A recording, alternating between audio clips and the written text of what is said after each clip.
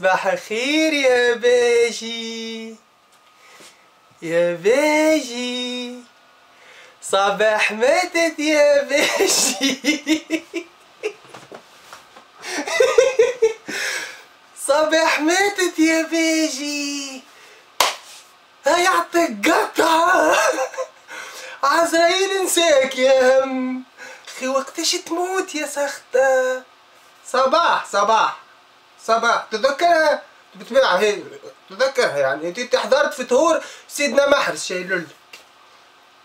صباح ماتت، الممثلين الكل ماتوا، حنا بعل مات، بورقيبة مات، شو اللي قولت حومتنا مات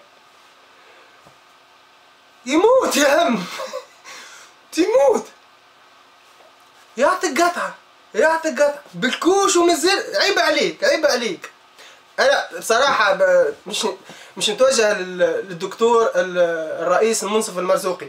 ان شاء الله بعد ما تشد الرئاسة نحبك تعطيني الشرف اني نتلاها بالشيخ الباجي قايد السبسي، ميسالش على الاقل نتلاها له، نبدل له الكوش يا خويا كل يوم، مش مشكل، نربح فيه اجر يا خويا، نربح فيه راح على رحمة الوالدين.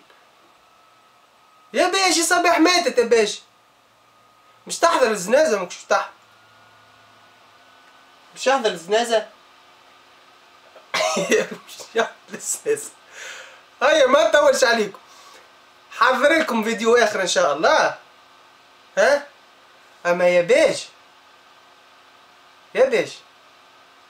ردك على روح، ماني ارهابي انا صحيح، وليت ارهابي يعني ما مارست حقي وانتخبت الرئيس المنصف الدكتور منصف المرزوقي، وليت ارهابي. دونك الكلمة هذه مش تمشي بلاش، عاد انا ارهابي نقضي فهمتني على التجمعيين، نذبح بسكينة حافية، ما ماني ارهابي ولا مش نتمتع معناتها، نذبح بسكينة حافية التجمعيين قبل ما تدخلوني الحبس، خاطر رميت الكلمة كيكة ما باش تمشي كيكة الكلمة، نستغلها شوية على الأقل.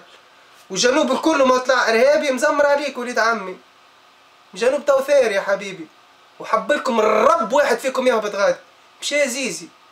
كان في قابس باش يعملوه كامية مع اللاقمي، كان في صفاقس باش يعملوه تسطيرة، كان في الجنوب الصح غاديكا في مطماطة وتطاوي باش يعملوه مطبقة.